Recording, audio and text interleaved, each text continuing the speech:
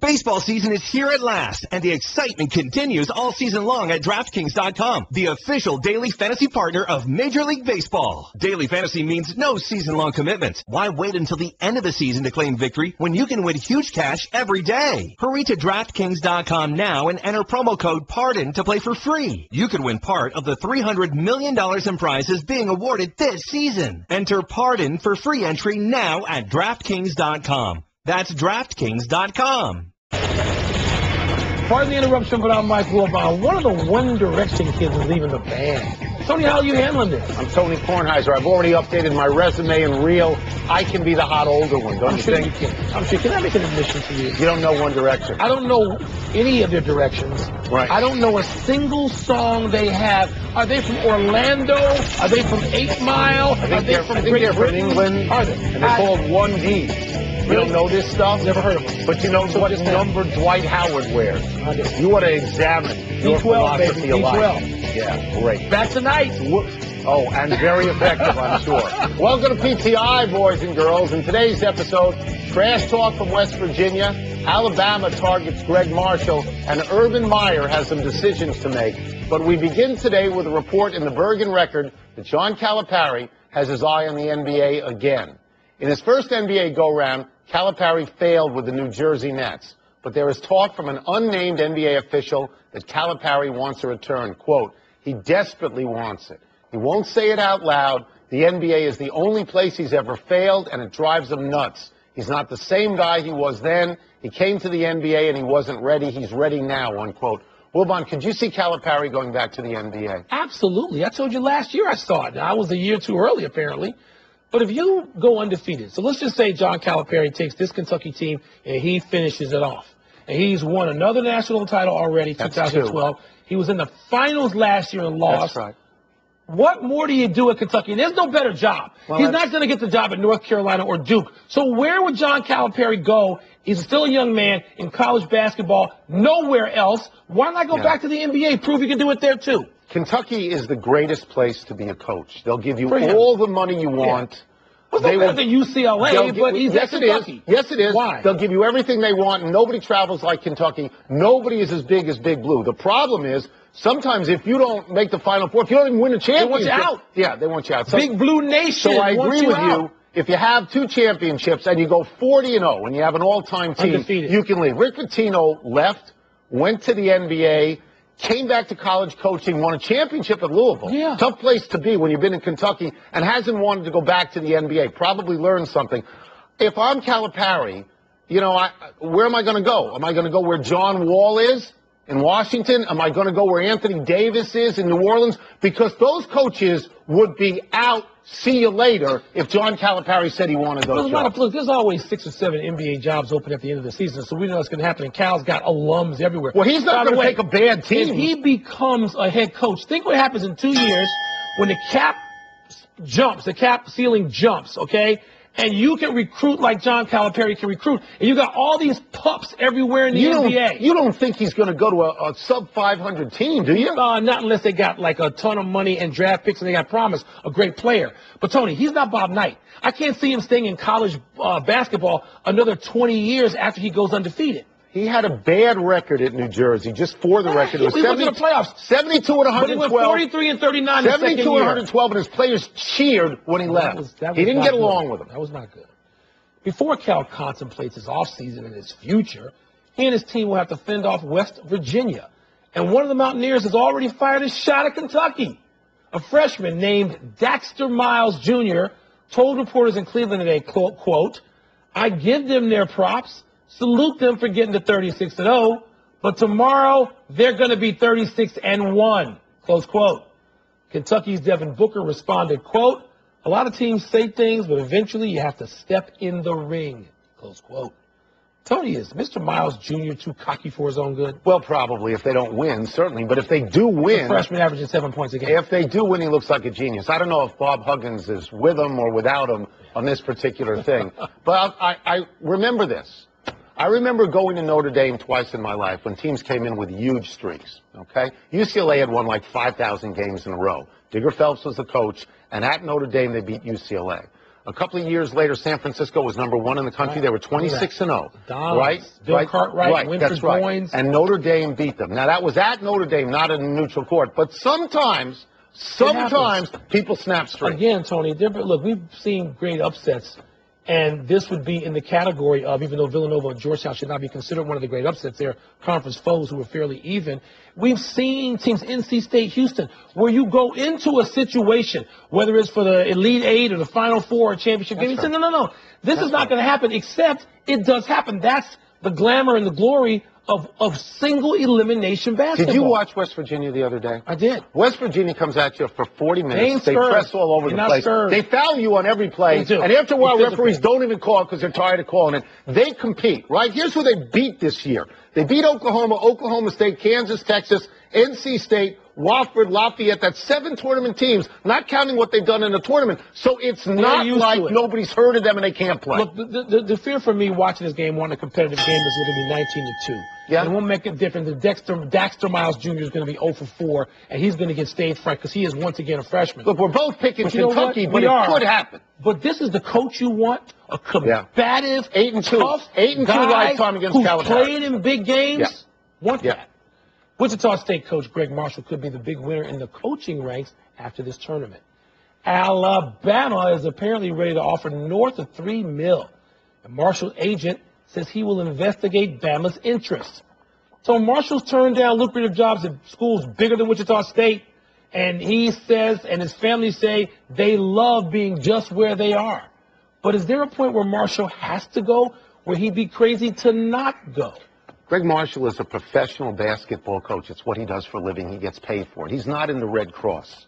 If Alabama comes to him and offers him $5 million a year for 5 years, that's transformational wealth. Wow, you should be his agent. You have to take a job like that. By the way, in what we discussed already, wait for the Kentucky job. In 2 weeks, it's going to be open. So he could have that job. I mean, he's a hot coach. He's a great coach. I understand it's a football school, and I'll let you voice all your objections to that. But, yes, there's an amount of money that can't turn down. My only objection, and I don't know Greg Marshall well enough to know what he values.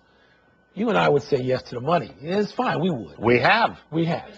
And so is he at some point, because he's not working for the Red Cross by staying in Wichita State, where they're paying him just south of $2 million a year. Tony, whatever decisions he makes, he's justified. He's done right by the good people of Wichita. But if he wants to stay there because he wants to get closer to the Final Four on a consistent basis, they got a better chance at Alabama. You know why? Because the Alabama, Tone, they ultimately don't care about basketball. They care about football. And then the second most important sport there is spring football. And he has to know the culture that's going to work against him. Alabama is the ultimate football school. USC is a football school. They don't care about basketball. LSU, Texas A&M, Auburn, they don't really care about basketball. But there are other schools like Texas and Oklahoma that are football schools that have good basketball teams. Ohio State? Notre Dame is a football school. Which one is Michigan? I don't know. So he can go. Now, for his gold standard there is to beat Kentucky. The SEC isn't any good. If he's good quick and he gets to beat Kentucky, it's fine. I'll tell you something else. He's born in South Carolina. He has coached in South Carolina, North Carolina, and Virginia. So Alabama culturally this is not some Yankee going to the South. That's right. He can be embraced. They can love him. Where's he have a better chance of getting to the Final Four, Alabama or Wichita State? Which? Down the road, it's Alabama. Okay. Down the road. The Golden State Warriors won again last night and clinched their division for the first time in 39 years. They've now won 7 in a row. They shot 60% last night, and they're 58-13. They're beating people to death. In the 7-0 streak, they're winning games by an average of, get this, 113-95. Wilbon, what on earth holds you back from taking the Warriors to win it all? Just for a moment, a little history lesson. We're talking Rick Barry, Al Allen coaching that team. A long time ago. Those were some pretty good teams. Yeah. Tony, there's one thing holding me back. Andrew Bogut. With Andrew Bogut, the Warriors are 49-7 this season. They're not going to win without Andrew Bogut, and his health is the question. You can go do this with Durant or Derrick Rose, whoever you want to do this with. They have to have Bogut in that lineup, Tony. Now, if you tell me that they're going to have a healthy Andrew Bogut starting the playoffs and the whole playoffs, I will take Golden State to beat anyone because Steph Curry is playing as well as anyone in the league. That includes Mr. LeBron James, and it includes Mr. Triple-Double in OKC. Yeah, they were very good last year. They're great right now. They are great. In the absence of Atlanta, Steve Kerr would be the unanimous coach of the year because he's done that great a job. There are some numbers here you have to hear because they're absolutely fantastic. They have the #1 offense in the league and the #1 differential. Now, what scares you is they're a shooter team. So you figure, okay, they go cold. But they don't go cold. Well, got a this great is defense it's not a small sample, Mike. It's 70 games. They're the best team out there. The only reason I don't pick them is because I shot my mouth off early about Cleveland. You can pick them to get to the West, and I'll give you some credit. Now, last year, you were early. You said you thought to get to the finals last year. Tony, the West is so difficult, though. Look. First of all, I think they'll beat OKC without Kevin Durant. I think they'll win that series, but it wears you out. Then you got to play San Antonio maybe in the second round. It's a difficult road. Let me go back because everybody says that. They pick the Clippers or they pick the Rockets or they pick Golden State. Or they pick Oklahoma City and all of that stuff. They have demonstrated to every game this season that they are by far the best team in the NBA. No question. So what is the reluctance? Andrew Bogut. If he ain't there, Tone, if he's gimpy, I don't think they can win. They got to have him. You're going to make him into Kendrick Perkins. We're going to have to listen to this nonsense all year long. Stop with Andrew Bogut. First got a Andrew Bogut. You forgot. Let's go to the springtime dilemma confronting Urban Meyer and Ohio State. 3 quarterbacks, Braxton Miller, J.T. Barrett, Cardale Jones, all seem capable of leading the Buckeyes to a national title, but only one can be named the starter coming out of spring practice. Meyer acknowledged the difficulty of this situation yesterday when he said, quote, it's not like receiver where you can put 3 of them out there. That's the one thing that is weighing a little bit, close quote. Tony, is your boy Urban Meyer in an enviable or unenviable position here? First of all, there's some news to this that Braxton Miller, compliance is looking into a photograph that he posted with a bunch of products, and maybe there's an illegal benefit. I mean, we don't know about that. But to answer your question, I never thought all 3 of them would be back. I never thought. I don't think all 3 will be back. They may not be down the road. But it puts Urban Meyer in an enviable position in terms of depth. Yeah. But I think in an unenviable position in terms of personalities. Because it's not basketball and it's not wide receiver. How do you keep them all happy? Mike, all 3 are Heisman Trophy candidates. I did try to do a little bit of reporting on this and talk to a source scary. who I'm not going to tell you, who just says if Braxton stays healthy. They can take a picture healthy, of that and get your boy's name. Good, I don't want that. Braxton starts, according to my source. Braxton starts. Didn't people think he was going to be in Florida State and transfer? Well, he says both JT and Cardale can live with being the backup, and Barrett is not going to transfer because he's got 3 years of eligibility left. He's already redshirted. So he'd have 2 years as a starter either way. So, Tony, and there's also the possibility if somebody wanted to transfer, let's just say they could go to Youngstown and, play for that old Buckeye Jim Tressel if you had to transfer at the end of spring practice because you just couldn't bear the thought of sitting. But, Tony, this is unenviable. He can win with any of the 3. Yeah. And then you got an unhappy guy in the transfer. I don't believe all 3 are going to stay there. I don't know what you do with this. People would say it's an embarrassment of riches, but you've got to deal with the personalities. And I just don't think that's going to be easy. Let us take a break. Coming up, the relationship between Kevin Love and LeBron James seems stressed. Does it? We will ask Brian Windhorst how bad it really is. Here we are, biting the nails and sitting together. We'll also ask him whether K. Love is going to stay in Cleveland after this season. What do you think?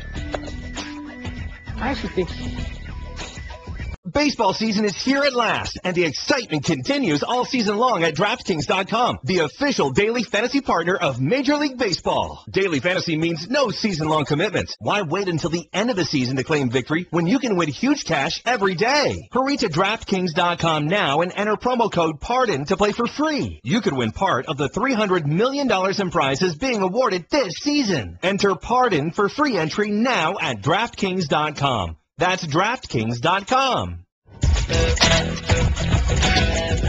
We've had some Kevin Love and LeBron drama this week, and to help us dissect it, we're welcoming our great friend Brian Windhorst. Brian, let's start with this. On the Dan Patrick Show, Kevin Love picked Russell Westbrook as his MVP. Now, LeBron says he doesn't mind. I don't believe that. Do you believe that? I believe that Russell Westbrook is ahead on the ballot. He's ahead on my ballot. but I don't believe it doesn't bother LeBron.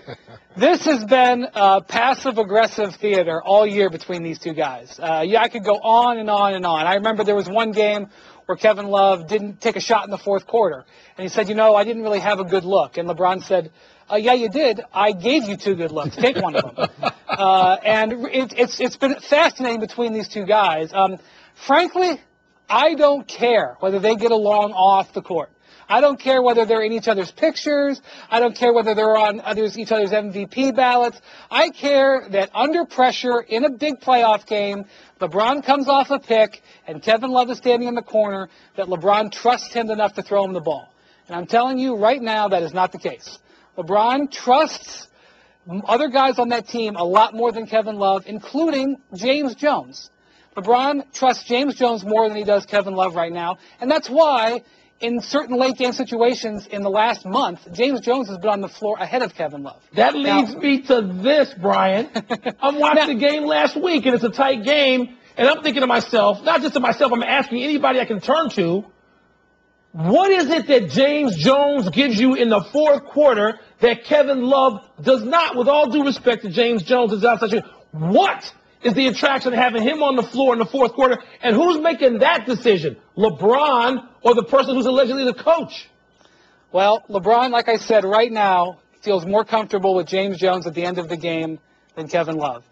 But the end of the season is not today. There's a lot of water that's got to go under the bridge.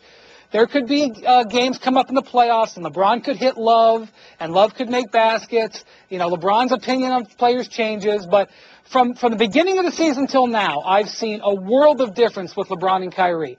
LeBron absolutely loves playing with Timofey Mozgov. He loves the guy. He calls him Mozzie. Mozzie this, Mozzie that. He's posing for photos with Mozzie. Iman Shumpert loves him. J.R. Smith loves him. Matthew Dellavedova likes him. Kevin Love? All right, so let's get to this then. Because at least I think Mike thinks this too, that LeBron James is the coach and he is the general manager. And he's running the show. Not the general manager. He's both of these, all of these things. And he's the best player in basketball. And if the nature of their relationship is such that they're not close, will Kevin Love stay in Cleveland after this season? Don't know. Here's what I do know. Before this happened, before the trade happened, in a very unorthodox move, this normally is against the rules, but Minnesota said it's okay. Kevin Love, his agent, who's one of the best agents in all of basketball, Jeff Schwartz, Dan Gilbert, the Cavs owner, and David Griffin sat down face-to-face, and they talked about something. What they said, I don't know. What they promised each other, I don't know. When they left the room, Andrew Wiggins was in the trade, and the trade got done. So something that Kevin Love said to the Cavs made the Cavs feel comfortable enough to put Andrew Wiggins in the deal. And when you talk to people, the decision makers in the Cavs organization, they are confident that they're going to keep Kevin Love. When you talk to Kevin, this is Kevin looking at this camera and saying, I see myself as a Cavalier. It's him telling the Los Angeles Lakers media, I'm not coming to L.A., I'm a Cavalier. He said that on numerous occasions this year. Hasn't got the attention that he has when he gives his MVP vow, but he said that. Do we believe him? I don't know, because everybody you talk to in the league says that guy's got to get out of there. They don't give him the ball where he wants it. They don't play him in the fourth quarter. The coach says he's not a max player. LeBron, takes veiled shots at him on Twitter and Instagram. He's got to walk. But everything that the Cavs say and everything that Kevin says that that's not true. So we'll get to July, and we'll see how the Cavs finish in May or June, and then we'll know. All right, let's move off Love for a second. Let's stay with the Cavaliers and LeBron specifically. What was more important, the 2-week break he took when healthy enough to play if he had to, or the 2 trades that brought in Mozzie, Shump, and Smitty, since we're, getting all cozy and comfy? Which of those 2 things is more critical to where Cleveland is right now, Brian? It's a great question. The answer is the 2 trades, because the difference between LeBron now and LeBron at the beginning of the season isn't that his back was stiff then. It's that he believes in this roster now. LeBron has gotten excited about this team. They got to have things break their way. They got to stay healthy and all that stuff. LeBron thinks this team can do it. Thank you, Brian, as always. Brian, appreciate it. Let's take one last break, but still to come. Should the Bucks feel a little cheesy about the way they beat the Heat last night? Last second shot. What's wrong with that? And with Sarah Jessica Parker, we haven't talked about her in a long time, really giving the stink eye to Tom Hanks last night, PTI investigation. Boom. Windhorst is really good, right? He's really He good. just showed some hair. Happy time, people. Happy 50th birthday, Sarah Jessica Parker. Basically invisible since Sex in the City. Where you Miss been? Parker showed up last night at a Rangers game. Seated in front of her was American hero Tom Hanks, who seemed to be telling quite a funny story to the person next to him. Miss Parker appeared to have a pained expression. Wilbon, what was going on here? She's working that gum. She's looking at her handheld. You know what she's doing? She's not watching the game. And she's not some Johnny-come-lately. She's a Ranger fan. What is that? Where's her Watch hat? the game. Happy anniversary, George Mason. On this day 9 years ago, George Mason stunned number 1 seed Connecticut to reach the Final Four as an 11 seed. The magic went out of Mason when Jim Larrañaga left. His successor, Paul Hewitt, fired last week. But Larrañaga, now at Miami, is in the NIT Final Four. Yeah, see, you celebrate them. You hated mid-majors before that. You Love rooted them all. against the mid-majors for decades. I'm a man of the What a people, great baby. run that was. Happy trails to the Heat. Miami lost at the buzzer to the Bucks last night on this play. A complete effort play by Zaza Pachulia, Boom. who throws the ball to Chris Middleton, who hits this shot as the buzzer sounds. That play worked. This alley-oop by Michael Carter-Williams to his invisible friend Jerry the Giraffe did not. That's all right, Tony, because that result is working to ensure Miami versus LeBron in the first round. Can we interest you in that? Yeah, 5 games max. Max. No errors today. Let's go to the big finish. Let's You do it. ready? Baseball is investigating Marlins pitcher Jared Cosart after Twitter screenshots indicated he may have gambled on sports. That's a big deal, isn't it? Big deal to bet on baseball. We bet on March Madness. No, it wouldn't be to me. Ask Rick Neuheisel about that. Bobby Hurley's going to interview for the DePaul job Saturday. Should he leave Buffalo for DePaul? No, DePaul is a dead job. It doesn't work anymore. A lot of people have tried. They all fail. Bobby Hurley is destined, I believe, for something bigger than that. Rockets point guard Patrick Beverley tore ligaments in his left wrist. Is that a big blow? It's a blow. But James Harden has the ball anyway all the time. And D12, who you hate, is coming back tonight. Oh, but Patrick you like Beverley, him? Chicago But boy. he's I your hate that he's boy? hurt. Is D12 your boy? I like him better than you do. That's not that A hard. lot better. I like Patrick Beverley, too. MLS. You like they add an everybody. expansion team in Minnesota. Okay by you? Yeah, I'm not going. But I mean, I would have thought they had one I'm by not now. going. That's Last right, one. Nelson. Thunder at Spurs tonight. Be a man and pick a winner. Spurs. Well, did I hesitate? Did I stumble or stammer? No, I didn't. We're out of time. We'll try and do better the next time. And I'm Tony You Kornheiser. pronounced him dead, too, the Spurs, didn't you? I'm Mike Wilbon. Same time tomorrow, knucklehead. Check out PTI's podcast on iTunes. Matthew, I don't believe in birthday presents anymore. Get a job. You're That's a 7. great dad Get a for you job. right there. ESPN Radio, bringing you directly to the biggest events in sports. Center field, well hit, Hunter back, out of here!